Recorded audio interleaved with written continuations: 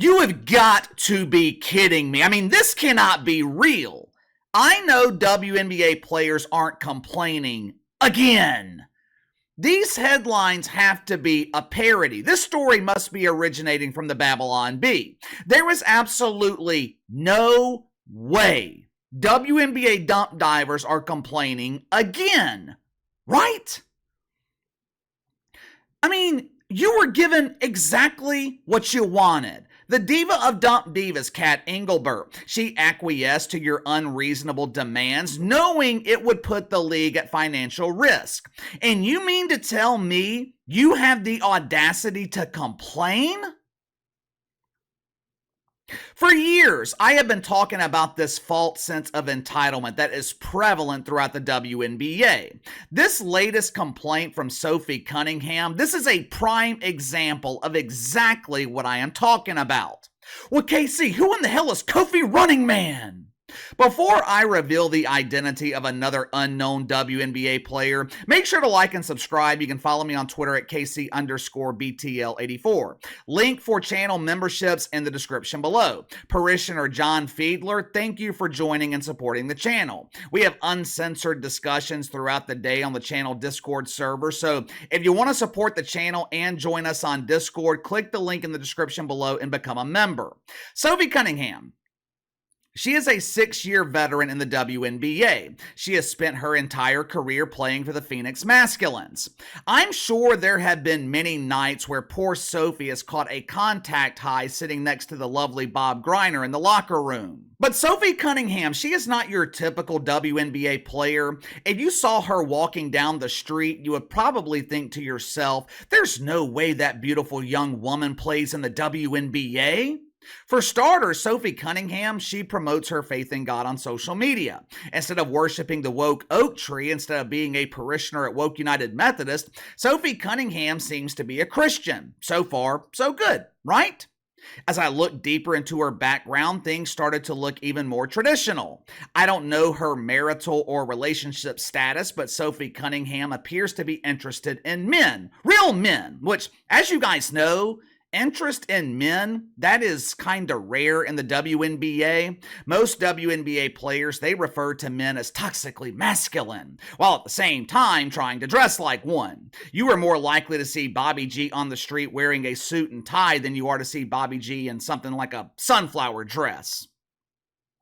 On the surface, Sophie Cunningham, she doesn't seem to have a lot in common with your average WNBA player, or at least the average player that the WNBA typically promotes. But Sophie, she does possess a trait that is common throughout the dump. Like 99% of players in the WNBA, Sophie Cunningham, she seems to have this sense of entitlement. She feels the urge to complain. Let me ask you something. Average salary in the WNBA, it's around $120,000 a year. Sophie Cunningham, she must be really good because she's making $150,000 a year. In the real world, WNBA players, they would be considered upper middle class. Problem is, they seem to have Louis Vuitton taste on a Walmart budget. Average salary in America, it's about $63,000. For the sake of this comparison, let's assume that both husband and wife are making the same salary. That would put the average household income around $130,000 a year, about the same as the average salary in the WNBA. How many of those upper middle class families or middle class families, how many of those families are flying privately? Let's assume the husband is something like a marketing executive. He's making $120,000 a year. When he travels for work, is the company booking him a coach seat with Delta Airlines, or are they paying 5 figures to fly him privately? Well, KC, that's not a fair comparison. This husband is unknown. WNBA players are huge stars. Yeah, that's the excuse they keep making. We fear for our safety. The last time I was at an airport, someone approached me with a pen and asked me to sign my credit card receipt. Outside of Caitlin Clark, there is not another household name in the WNBA. Either way, though, to the possible financial detriment of the league, WNBA Commissioner Cathy Engelbert, she finally acquiesced and she allowed individual dumps to book private airfare for their players. Now you would think this would temper the complaints of WNBA players. You would think the overwhelming feelings of bitterness would be replaced with feelings of ecstasy. Woohoo! No more Greyhounds! We are traveling in single-engine Cessnas now! If Cathy Engelbert thought giving into these unreasonable demands was going to stop the incessant complaining in the WNBA, Cathy Engelbert thought wrong. Yesterday, the lovely Sophie Cunningham, she sat down with local media in Phoenix. The masculines had just finished practice. Local media and the handful of fans in attendance, they were mesmerized as they watched Donna Taurasi climb the ladder to make a layup. Rick James was playing in the background as Bob Griner was attempting free throws. I'm in love with Mary Jane. She's my main thing. But don't worry, Sherelle Griner. The Mary Jane that Britney's in love with, she's not a person. But after practice, Sophie Cunningham and another unknown player, they sat down to speak with local media. I'm sure this was a terrifying experience. WNBA players, they're not used to sitting in front of cameras and microphones. Typically, if a WNBA player is speaking through a microphone, they are recording a welcome message for their latest GoFundMe. But Sophie Cunningham, she handled this interview very well. She was great, all kidding aside. Sophie Cunningham seems like a likable young woman. She's a player that the WNBA should probably be promoting. The interview, it was going great until the topic of chartered flights was brought up. The masculines, they are in Las Vegas right now to play the Anonymous Faces. Sophie, she revealed some startling information during the interview. During their flight to Vegas, the team booked them coach seats on Southwest Airlines. As if that wasn't traumatic enough, Sophie also claimed that chartered flights offered by the WNBA, they are not meeting the unrealistic expectations demanded by WNBA players. Watch for yourself. Yeah, no, we still flew a normal flight on the way up here. I think on the way home, we finally get our charter. We're grateful. Do not get me wrong. We are so grateful that we're able to start chartering. But with that, there's a lot of things that need to be adjusted. Our bags and some of our people can't fly with us because our charter is too small, while other teams get big planes. We want to talk about a competitive advantage. Well, that's one right there, that our team has to be split up and our bags don't even get to travel with us. Half the teams don't even have a proper charter to fly with your whole team. First of all, who was sitting next to Sophie Cunningham during that interview? Was that her publicist? Was that her public relations director? Maybe it was her manager, her direct superior in the dump? Hell, I don't know. It's so hard to tell in the WNBA. The identities of players are so unknown. You don't know if you're talking to a player or the cashier at the concession stand.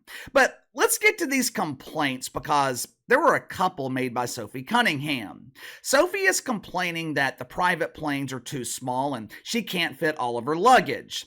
I had to leave my straightener. I couldn't fit my makeup, and none of my teammates could get me through this bind because most don't wear makeup.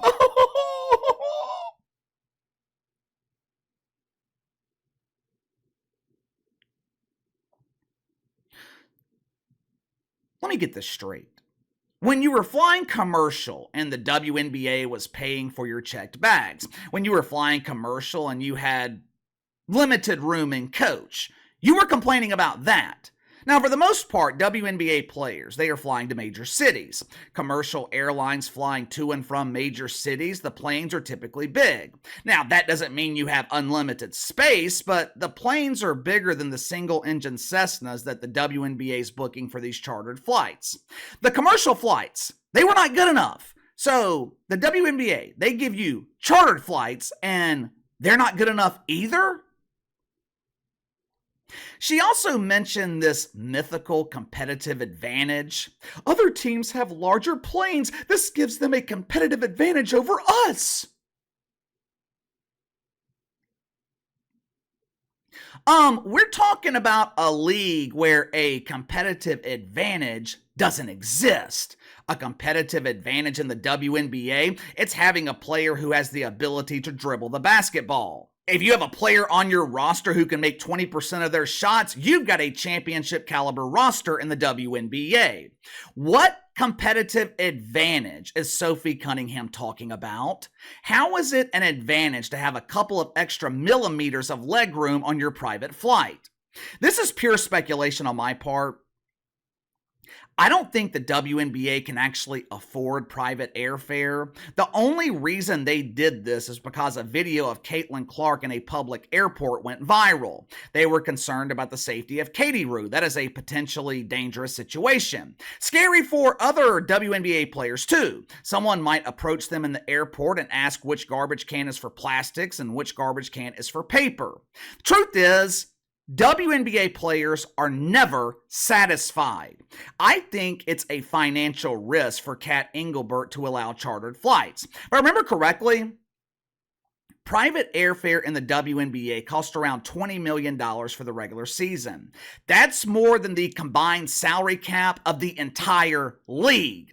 But Kat got tired of the complaining. She got tired of the overwhelming sense of entitlement, and she gave WNBA players exactly what they wanted. And what does Cathy Engelbert get in return? More complaints. I mean, you can't make this shit up. The thing is, what will Cathy Engelbert do next season?